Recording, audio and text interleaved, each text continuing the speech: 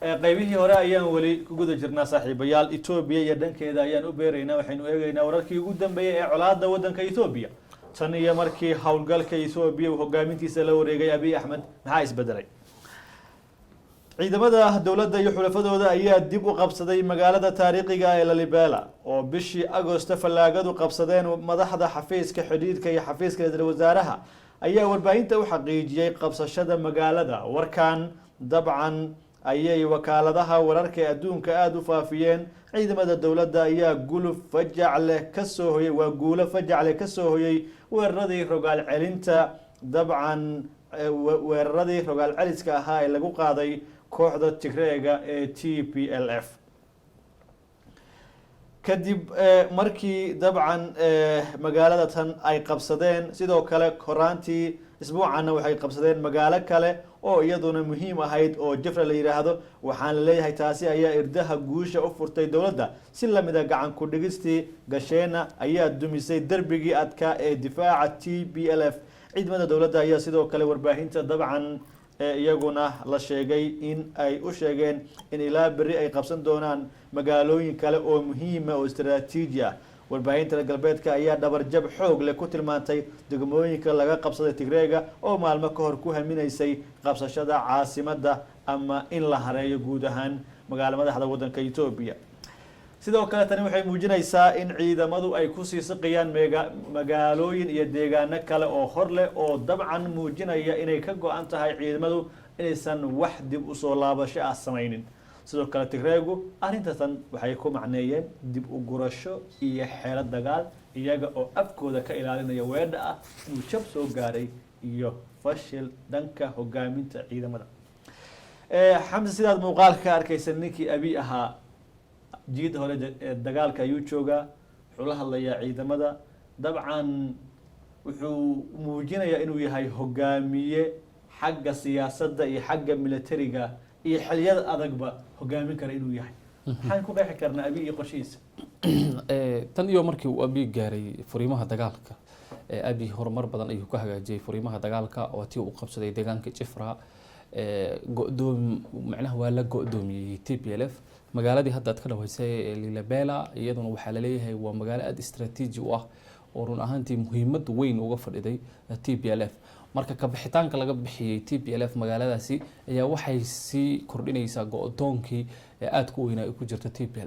TPLF inkastoo ay yiraahdeen waa xeelad dagaal ayaan dib uga guranay, laakiin waxaa la xaqiijiyay shalayto in qaar ka mid ah warbaahinta reer galbeedka markii ay la xiriireen afyahanka TPLF in uu telefoonka ku damiyay.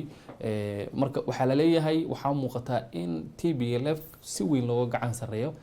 dagaalka. sidoo kale waxaa jirta buuro oo Kombolcha dhisay agteeda run ahaantii cid walba aysan isku day karin inay galso, laakiin TPLF waxay leedahay isirnace baan ugu hayaa diyaaradaha drone-ka ee iswada ayaa maxaan ku yiraahdaa nagula beegsadaa. marka waxaa muuqata in TPLF si weyn looga gacan sareeyo dagaalka. sidoo kale magaalada hadda la qabsaday Lalibela waxay u jirtaa 352 kilomitir bay u jirtaa Mekele. taasoo marka haddii ay dagaalka uu sii dheeraado ama ay macnaha dardargelinta uu ku socdo Abiy ay khatar uga jirto in Tigray gobolkeeda la isla galo mar dhow. ka hor inta Abiy uusan jiida dagaalka tagin ee ku sugnaa caasimadda iyo xafiiskiisa Ethiopia laba jabba dabcan uu ku socday. midna waxay ahayd nimanka kan oo kaabiga ku haya caasimadda,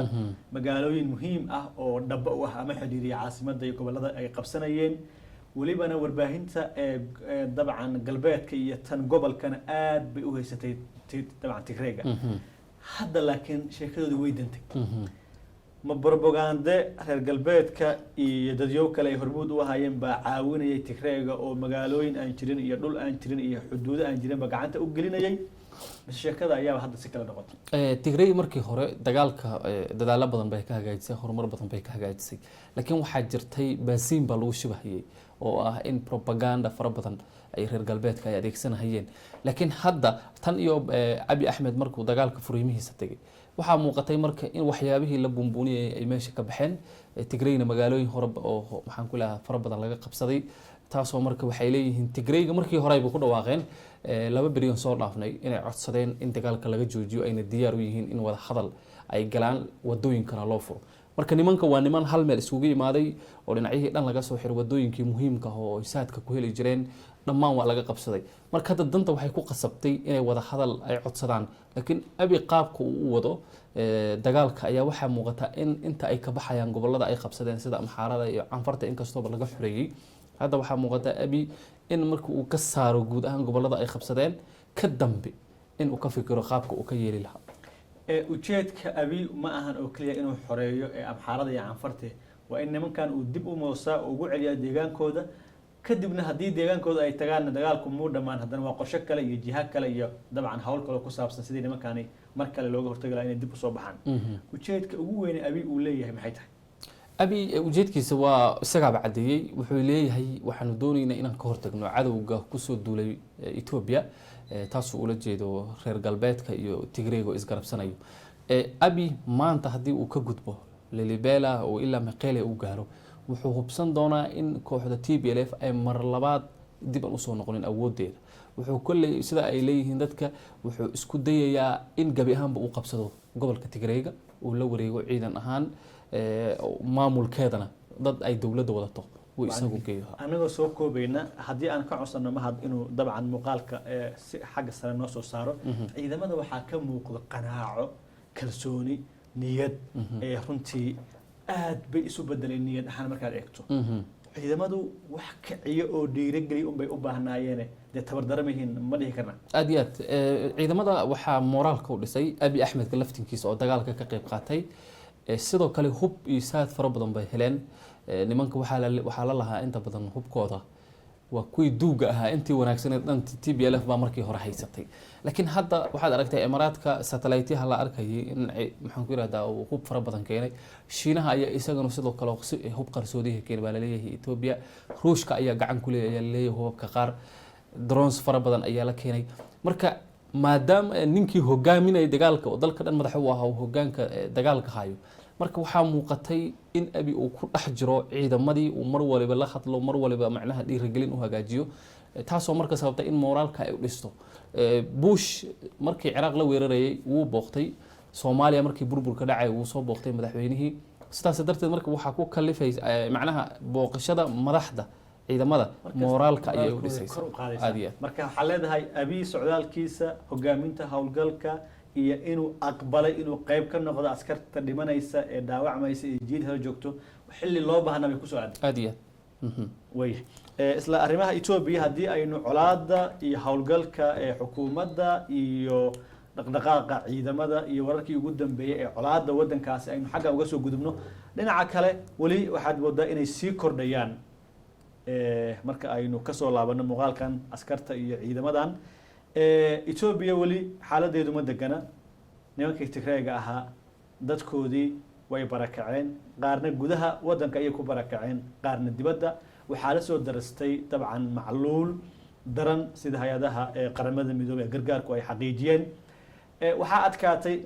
barar badanba in la gaarsiiyo sahay si noloshooda loo badbaadiyo maadaama ay deegaankoodii iyo dadkoodii iyo dabcan xoolahoodiiba ay ka soo hayaameen oo meel aysan garanaynin iyo dunyo ku cusub ay tageen ay u baahan yihiin in wax loo qabto hadda qaramada midoobay waxa ay leedahay gargaarkii ugu horeeyay ayaa gaaray kooxda dabcan waa ay yiraahdeen shacabka Tigreega oo markii hore xaaladooda sida weyn looga dayrinayay sida ka muuqata bayaan ka soo baxay qaramada midoobay xogayaha guud ee qaramada midoobay ayaa sheegay in duulimaadyada iyo gaadiidka xamuulka ah ee sida gargaarka ay dib u bilaabeen isu socodkii caasimadda Addis Ababa ee dalka uu dagaalku halakeeyay Ethiopia iyo magaalada Mekelle ee gobolka Tigray Guterres oo shajara ay dabcan ka sheegay in 157 gaadiidka waaweyn ee xamuulka qaada ah ay gaareen magaalada Mekelle ee caasimadda gobolka Tigreega kulanyo cusub ayaa dhaqaaqaysa si gargaarka bini'aadanimo uu si hufan dib ugu bilowdo dabcan ma aha sidii aan rabnay laakiin waa calaamad wanaagsan in duulimaadyadii qaramada midoobay ee Mekelle iyo Addis Ababa ay dib u bilowdaan ayuu ku yiri saxaafadeed oo uu qabtay waxa uu sheegay in dib u bilaabashada in gargaarku gaaro caasimadda gobolka Tigray ay muujinaysa rajo yar oo fududeyn karta wada hadal ay dhinacyadu yeeshaan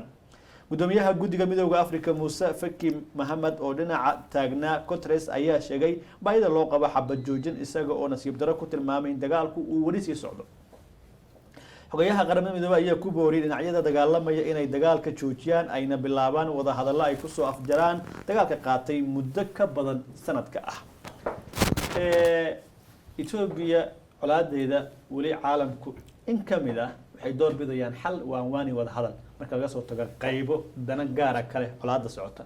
qaramada midoobay waxay leedahay in dib ay u furmaan wadooyinkii gargaarka iyo sahayda waxay muujinaysaa rajo aan badnayn oo ah dhinacyadu inay wada hadli karaan. Abiy oo dharka dareyska militariga xirtay qoriga qaatay jiid hore joogto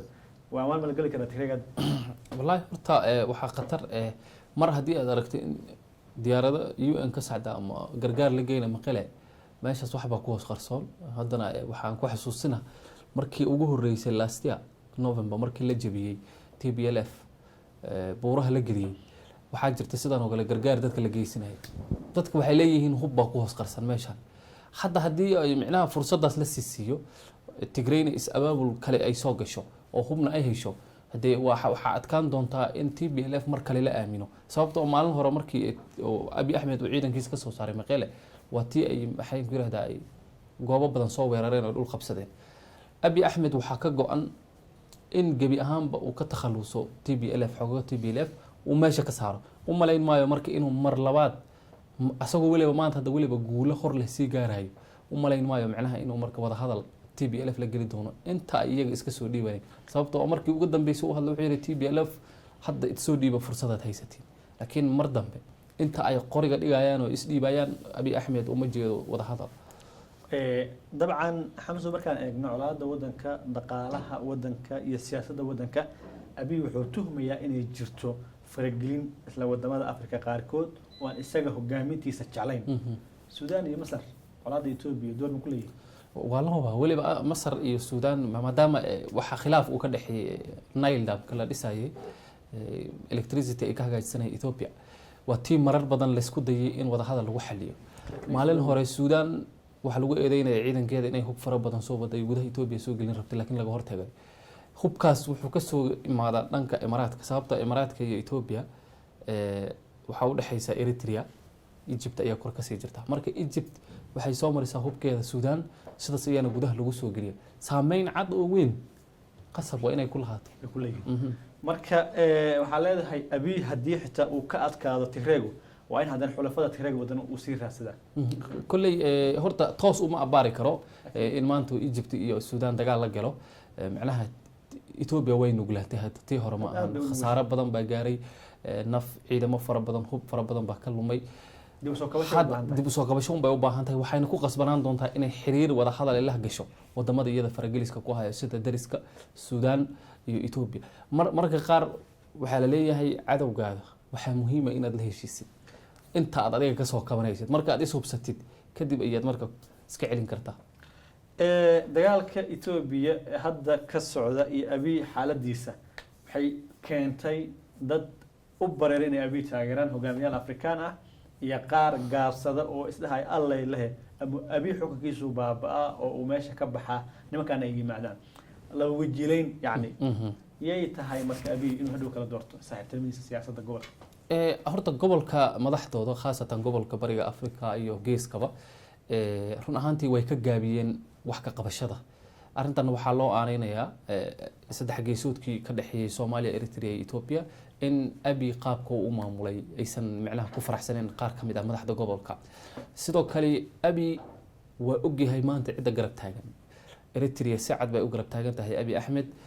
Soomaaliyana inkastoo awood aan ahayn laakiin waxaa la sheegay in Abiy ay garab taagan tahay mar walba ay macnaha doonaysay in Tigray halkaasi ay ka baxdo. laakiin haddii ay macnaha xaaladda ay degto khatartan ay soo noqoto Abiy isagoo isticmaalayo maskaxdiisa gaarka ah laakiin wuxuu ku qasbanaan doonaa inuu wadamada gobolka uu heshiis la heshiiyo uusan wax macnaha cadaawatnimo ah uusan u qaadin. waxaan waa arrimo ku saleysan siyaasad laakiin haddii aan tusaale soo qaato Kenya iyo Ethiopia wax weyn oo hadda ka dhaxeeya malahan macnaha colaad ah inkastoo ay muuqato in xukuumadda Nairobi bilowga dagaalkani ay ku dhawaaqday in wada hadal lagu dhameeyo colaadda. Kenya maalin hore markuu Blinken imaanay xogayaha Mareykanka madaxweynaha waxay ka wada hadleen sidii wada hadal looga gaari lahaa Ethiopia. laba maalin soo dhaafnay telefoon buu u soo diray madaxweyne Uhuru Kenyatta Blinken wuxuu sheegay in wax laga qabto xaaladda ka taagan Ethiopia. inkastoo Ethiopia maanta xaalad adag ku jirto laakiin mustaqbalka haddii ay colaadan degto umalayn maayo marka in dhibaato weyn ay halkaas ka imaanayso xiriirkii wadamada gobolka la sii xoojin doono. adoo soo koobaya colaadda Ethiopia laba fursadood ba ku jirta ma tahay fursadda koobaad Abiy fursaddii uu kooxda Tigreega siyaasad ahaan dhaqaale ahaan iyo saameyn ahaan uu ku cirib tiri lahaa colaadda hadda ka socota wadankiisa dhinaca kale Tigreegu ma tahay fursaddoodii ugu dambeysay oo ay ku soo noolaan lahaayeen iyaga oo dabcan weli naawilaya 20 sano iyo 30 sano ugu dambeeyay ee awoodda dalkaas iyo gobolka ay ku joogeen isla barbardhig labadaas saameyn maxaa la tan dhaqaale ma haystaa Abiy يعني أبي متى فرصة يقول دم بيس كوحدة وقت كان كر دقال كانت yes Abiy hadda fursad weyn buu haystaa oo macnaha taageerooyin oo dhanka saadkan uu helayaa